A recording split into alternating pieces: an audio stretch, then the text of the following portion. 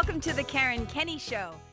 Hey, welcome to the Karen Kenney Show. I'm sorry, I'm cracking up laughing. So those of you who are regular listeners to the show, you might have seen my sometimes co-office mate, Toby Pajamas. So Toby Pajamas is a cat. He's 16. He's orange. He's a rescue from Alabama. He's out of his mind. Okay. We've had him since he was like 6 months old, I think. Anyways, he's totally out of his mind. And he was in here just a little while ago and then he wanted to go out. So I shut the door behind him. And now he keeps literally like launching himself against the door. And then taking off and doing zoomies down the stairs. And I can hear his body. And he's not a small cat. So you can hear it.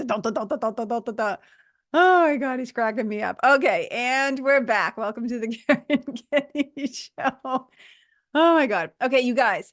I am wicked excited about today's episode. So I sometimes like to share why or where inspiration for a particular episode comes from. And today, my inspiration comes from one of my favorite people, beings, artists, souls that was on the planet. So I'm going to hold up this little thing. So if you're not watching the show today, if you're listening, you're kind of missing out, but I'm going to describe what I'm doing. So you can see from the bottom of my screen, oh my God, that's right. It's Bob Ross. You guys, I'm holding up this little cardboard cutout of my buddy, Bob Ross. Bob Ross, painter, artist, teacher, TV personality, all around heck of a guy. Oh my God, beautiful soul. One of the big time members of my spiritual team. So it's this little cardboard cutout. And he's wearing jeans and his boots and he's holding his palette and his paintbrush and he's got his little permed afro and he's holding his paintbrush and he's smiling at us. And I keep him on my desk. I also have one of Mr. Rogers, but we're going to save that one for another episode. Okay, so here's what happened. Let's dive into this sucker. I think I'm going to call this Work with What Happens.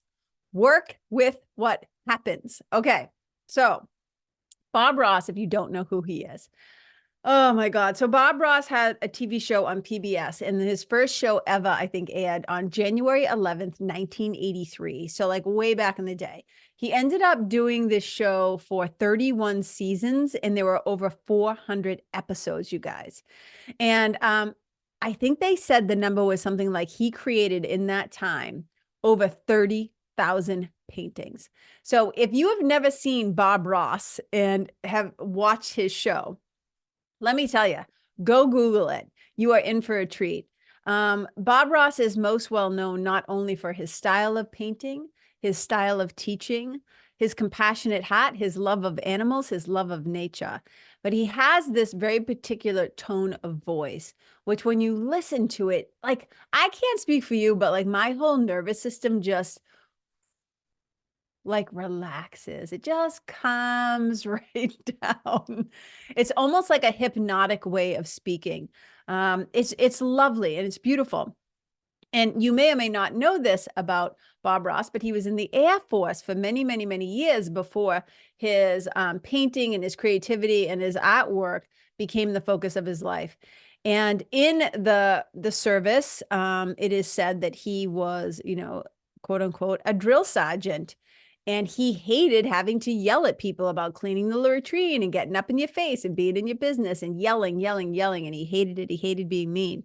So rumor has it, and it's written in this book. So one of my friends gifted me this amazing book. I'm holding this up too. And it's called Happy Little Accidents. The Wit and Wisdom of Bob Ross. Oh my God, you guys, I'm obsessed. I just love him so much. So in this book, it was saying that he vowed once he got out of the military, he was no longer going to yell at people. And then that led to that really beautiful, compassionate, kind, comforting tone of voice that he used on all his shows. Okay. So so Bob is known for his, as the book says, his wit and wisdom. So even though he was teaching people how to paint on this show, if you listen to those episodes, all throughout the episode, he's dropping these little nuggets of wisdom. He's dropping these little funny things, really wise things, really helpful things. I mean, for me, it was like listening to spiritual principles kind of being woven within his artwork, his painting, what he was teaching. So I see him as a spiritual teacher. I don't really care if anybody else agrees with me, but I saw him as a spiritual teacher. And he had this way of being so calm, like just so clear, so concise, so calm, so connected, so confident. And so often we think of that level of kind of confidence being with people who kind of walk into a room with all this attitude and arrogance and taking up all the space in the room. But he was just so quiet and humble, but his presence was so felt and so impactful. So he had a kind of humble confidence that I really love and respect. It kind of reminds me of my sweetie a little bit. Okay. So I love Bob Ross so much. And then I'm going to get into the heartbeat of the show that I often turn him on when, like, if my sweetie and I have to leave the house and, we're only going to be gone for a little bit or whatever, we'll leave the TV on for the dogs. Or if I'm upstairs working and my sweetie is gone, I'll put on Bob Ross for the dogs. I swear they love it. Okay. But here's the thing. So one night I'm making dinner. And I just, I clicked on the TV. I was going to, sit down to eat and watch a show in a few minutes, and Bob Ross is on. So the Bob Ross channel is always like our default channel. So if you turn on our TV, a lot of times that's the channel that will come on the TV. And I click it on, I turn it on, I'm making my pasta, whatever I'm making, some yummy vegan snacks. And Bob's painting. Okay. Now, I have since heard him say this phrase in multiple ways. So same meaning, as I always say, same Z's different. Okay. The heartbeat of the show, work with what happens. Okay. But I've heard him say this phrase in multiple ways, at least 3 times on 3 different episodes. And I'm going to share what he says. And then I'm gonna break it down for you and why I think it's so impactful and helpful, not only for me, but for you, my dear listeners. So here's the thing. Okay. I'm making dinner. Right? I have my back to the TV. I'm not watching and I'm like stirring the marinara sauce or whatever.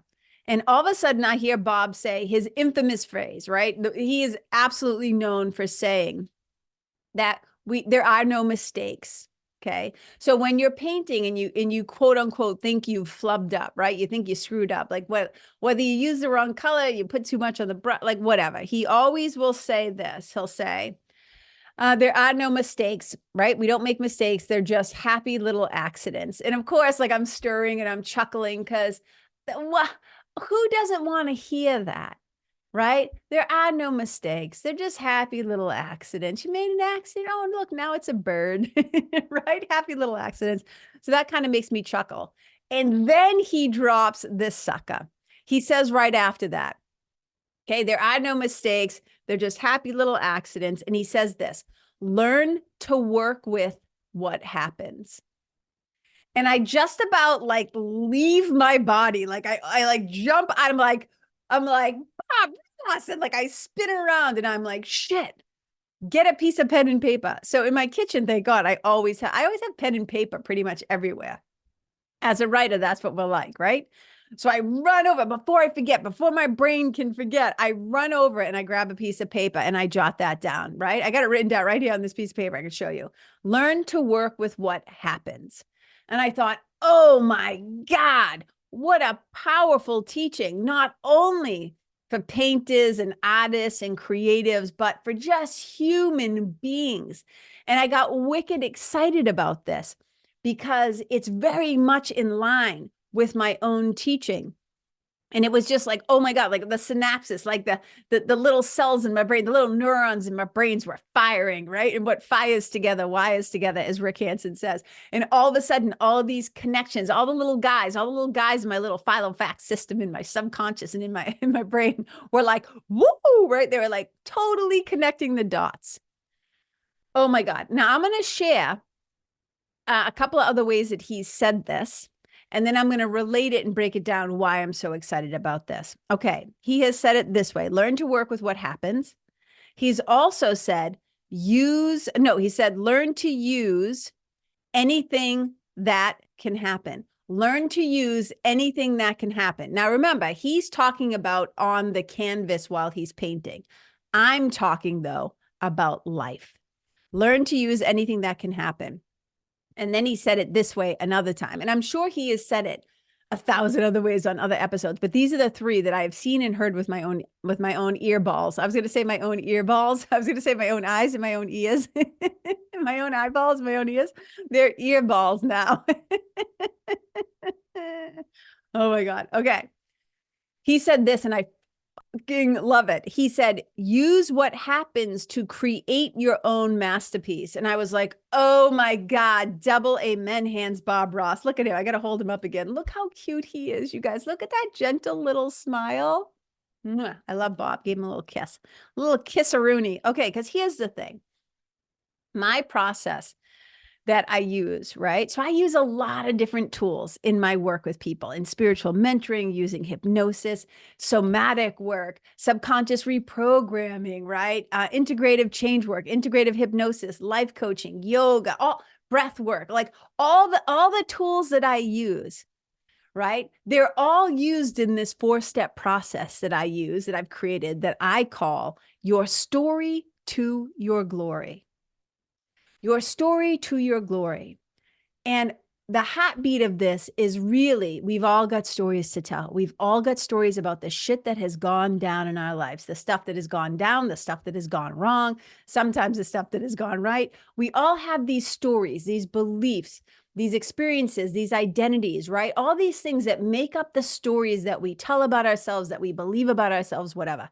And a lot of times we are not writing stories in our own favor or anybody else's.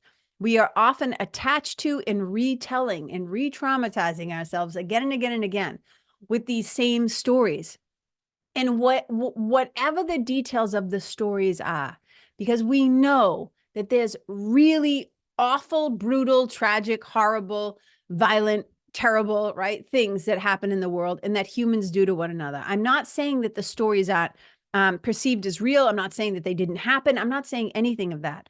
But in the work that I do, so much of it is about taking those stories and through this process, right, releasing the meaning that we've assigned to them, rewriting them through a different lens, a lens of love instead of fear, and then moving through that process till we transform that old story into your glory, into your strengths, into your power, into your uniqueness, into your unique set of skills, the way that you see the world, the way that you create and make art and help people and show up and speak, your language, your words, your essence, right? Who you are, your spirit.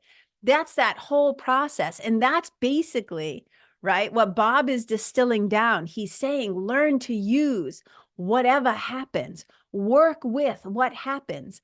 And this is what I often say to people, you know, at retreats, I'll tell them how, you know, I was a wicked, sensitive kid, and I had a lot of trauma when I was a little kid, and throughout my life, right? It's not just like a one and done. This being human is an ongoing fucking problem, right? You know what I'm saying?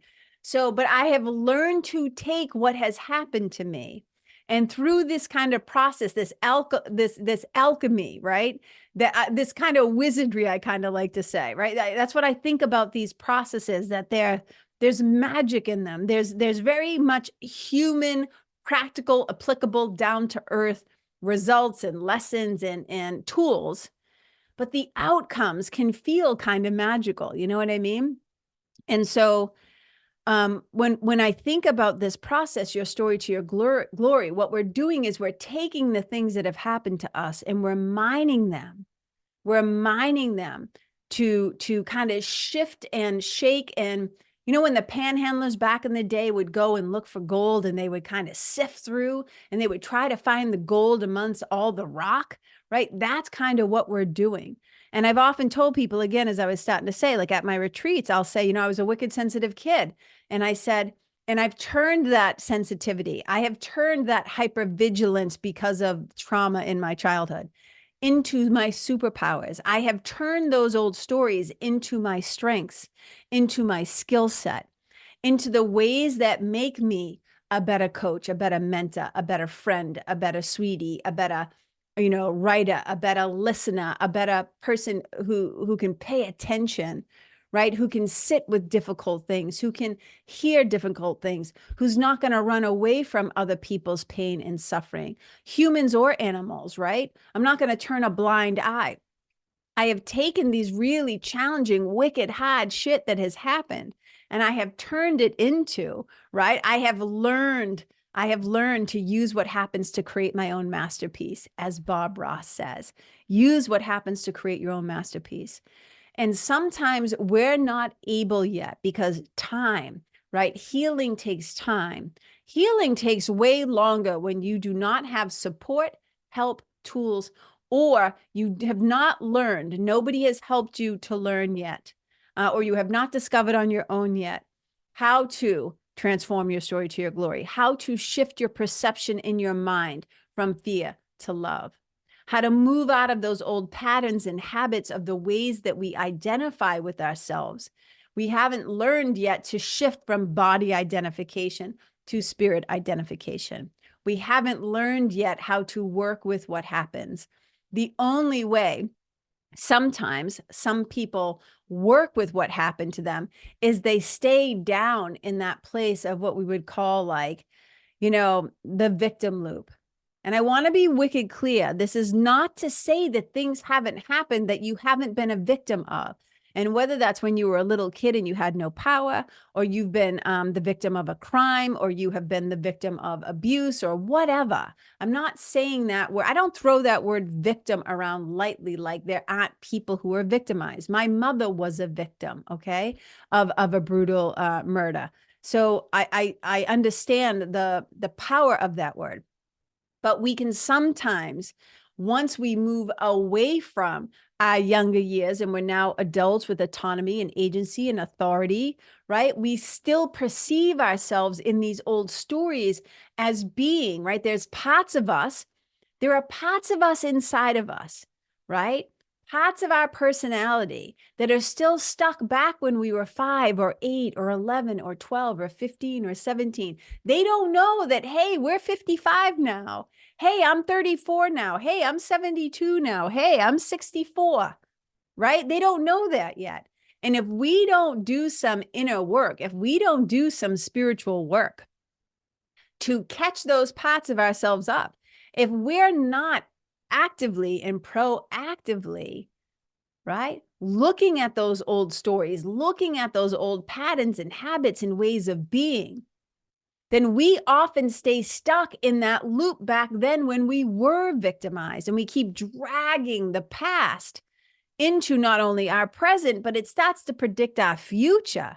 And no wonder why we feel anxious or depressed or whatever.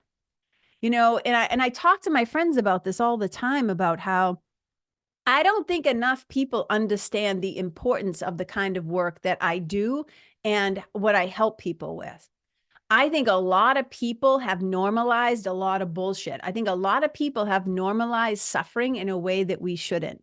And I'm not saying, oh, I'm so special, I'm so important. What I'm saying is, I think spiritual work doesn't get call it mindset work, call it personal development work, call it spiritual work, whatever you want to call it. I don't think sometimes that it gets the credit that it deserves, that people don't understand the symptom, problem, solution situation. They might be aware that they're having symptoms of being unhappy, of not being at ease. They have anxiety, depression. They're miserable in their marriage or their job, in their bodies, in their lives, right? Everything is gloom and doom, or they're just not satisfied. Even if they got everything they thought they wanted, and they're still not happy, right?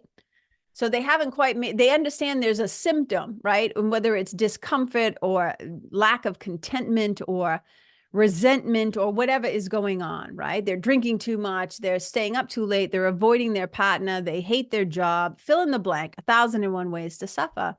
They're often not making the connection to what the real problem is, right? So they'll say things like, oh, maybe I just need to get to bed earlier. I need to stop drinking, or I need to stop doing this or whatever. They haven't even identified. They think the problem is to stop doing the thing that is trying to suppress the symptom. but they're not getting to the root or the cause. They're aware of the effects of the cause. They're aware of the effect of whatever the problem is, but they're not clear yet on the problem. And the work that I do with people is helping us get down to the root, get under of what's really going on, going to cause. So then effect will change. So we go inside and do the work internally. We do the spiritual work, we do the mental work, we do the emotional work, right? And then, yes, we could certainly discuss the physical work if that's appropriate in that particular, client situation, right? Those 4 different levels of healing. But a lot of times people are symptom aware, but they're not problem aware. And then they're definitely not solution aware. They're not thinking. I always jokingly say, most people aren't laying in bed at night saying, oh God, I need a spiritual mentor. Oh, if I only had an integrative hypnotist, an integrative change worker, if I only had a life coach. They're not all usually thinking that because they've normalized, right? They're used to that particular level of suffering or thought process or perception or whatever. So I love what Bob is saying here, and it reminds me of a quote that I love from Carlos Castaneda that I often share with people. And he says this, he says, we either make ourselves miserable or we make ourselves strong. The amount of work is the same. We either make ourselves miserable or we make ourselves strong. The amount of work is the same. And so when I work with people, I say, okay, well, we've tried it your way, right? You've already done it your way, right? You're clearly here to work with me because not everything is going the way that you thought it would or should. And you might be a little miserable, a little unhappy. Well, the same amount of energy and effort that you've put into either avoiding the problem, figuring out what the problem really is, right? Being honest and owning both your brilliance and your bullshit. If we can just now take that energy and funnel it into, right? Funnel it into making yourself stronger in your mind, stronger in your heart, stronger in the installing internal stabilizers, right? Using these different tools, the spiritual tools, the brain science tools, the hypnosis, right? All of these things, the visualization processes, all these things that we bring together. And it can have remarkable, incredible results. We transform from your story to your glory. And that's what this is. Learn to use what happens to create your own masterpiece. Now, I get it. I can already feel like I can hear the voice in my head saying, some really terrible, awful things happen. And you want me to turn that into a positive somehow? You want me to take my fill in the blank, fill in the awful thing that happened. And you want me to somehow spin fucking gold out of this? Like, go fuck yourself. You know what I mean? I can already hear it. But I will say this. As a kid who grew up with a lot of trauma, I know what becomes possible when you set your mind to not staying in that old story. There's a reason why I'm a writer. I am a lover of words, a lover of books. I'm a reader. I'm a storyteller because I know the power of stories. I know the power of stories to bring us together, to connect us, to strengthen us, to heal us. And I know the power of a story that is told repeatedly with repetition, not in our own favor. As a kid who has been victimized, as a kid who knows what it's like to have a dead, murdered mother, right? I'm not here to list all my traumas for you. I'm like, read the book, read the memoir when it comes out. But what I'm saying is, I get it.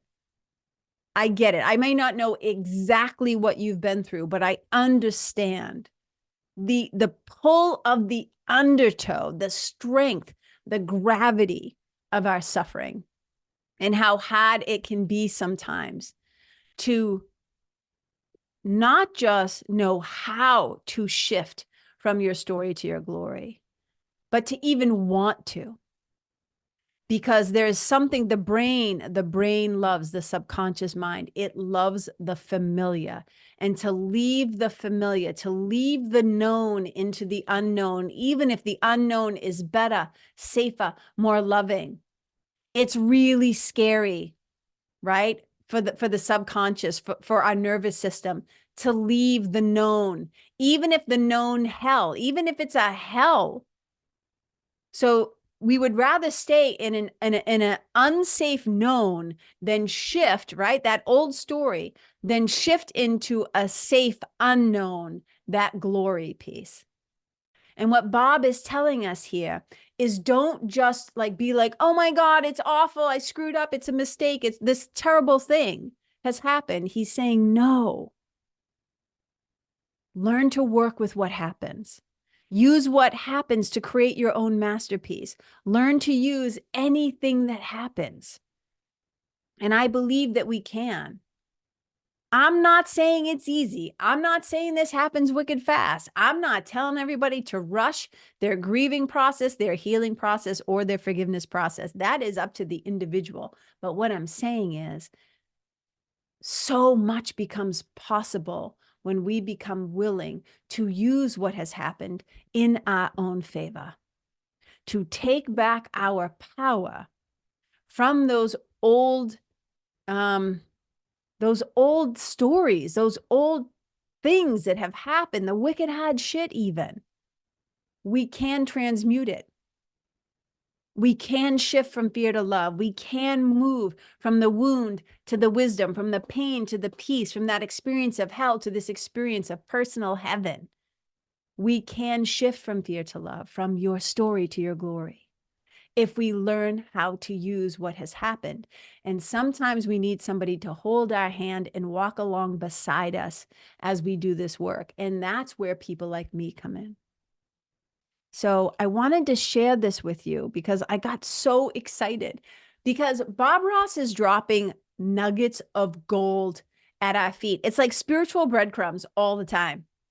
And I write down, I keep a list. I'm like, I could do like 7 more shows right now off of the things that he's taught us.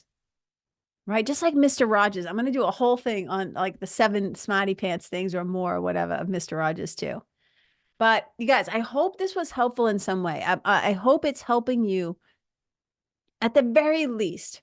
If you're somebody who has felt stuck, disenfranchised, if you've been in a place that has not been helpful for you, to at the very least to give you a little bit of hope, to know that there is another way, that there is another way.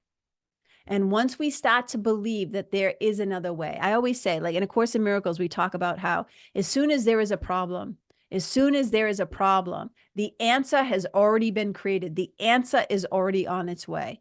The solution, the miracle is already on its way. And all we have to do is open up our minds to the inner teacher, to that wicked smarty pants part of you that is always in communion with the divine, that has God's ear, right? And that has ears to listen to whatever is coming down the pike for you to know as well. And maybe today's podcast, today was the message that you needed to hear. Fingers crossed, I don't know. But hopefully this is landing inside of you in some way that makes you a little more hopeful, that feels a little more helpful, that you don't walk away continuing to feel helpless. Okay. So I would love to hear from you if you find this podcast helpful. And if you do, if this episode in some way landed in your heart, if it got you thinking, if it's starting to shift your perception a little bit, like that's amazing. And if you found it helpful, right, do me a favor and help me to spread the good word and the love by sharing it with somebody that you love, that you think might benefit from hearing this message today. That would be awesome. And I also just want to say thank you so much for being here. And you guys, one of the things I would love to do also is invite you to join my list, KarenKenney.com/sign up. So you will get this podcast right into your inbox every Thursday morning. Plus you will get one other, like, I don't know, newsletter sounds like so outdated. I don't know, you get a little love letter from me in your inbox, letting you know what kind of shenanigans I'm up to, because I'm going to be having some online events that you might want to be a part of, some workshops, and I'll be creating some fun things. So don't miss out on those and come join us again, KarenKenney.com/sign up. I would love to have you join us. And I hope this episode, Work with What Happens, is helpful to you. And if you've like, hey, I got a bunch of shit that's happened. I'm not sure how to work with it yet, but I do want to transform my story to my glory. I do want to shift from fear to love. I do want to, right, start to rewire my brain and like, discover some neuroplasticity. Because look, I'm 55. We can teach. I am living proof that you can teach some old dogs new tricks. You know what I'm saying? And trust me, you guys, listen to me. If this knucklehead masshole, if this masshole from Lawrence, Mass in Boston, if I can transform myself, if I can take that raw material from Lawrence, Mass, right, and transform it, I am telling you, divine alchemy is at play. And I've already gone first, and I got some tools in my spiritual toolkit. I got some tools in my physical, mental, emotional, and spiritual toolkits that could be helpful. So if this resonates with you in any way and you need some help and you want to work together, you can also just go to KarenKenney.com/work with me and find out the different ways that I work one-to-one with people. All right, you guys, thank you so much for being here today. Wherever you go, may you leave the animals, the people, the places you visit, the environment, yourself better than how you first found it. Wherever you go, may your presence, may you being there be a blessing. Bye. Hey, thanks so much for listening to the show. I really love spending some time together. Now, if you dig the show or know someone that could benefit from this episode, please share it with them and help me to spread the good word and the love. And if you want to be in the know about all of my upcoming shenanigans, head on over to KarenKenney.com/sign up and join my list. It'll be wicked fun to stay in touch. Bye.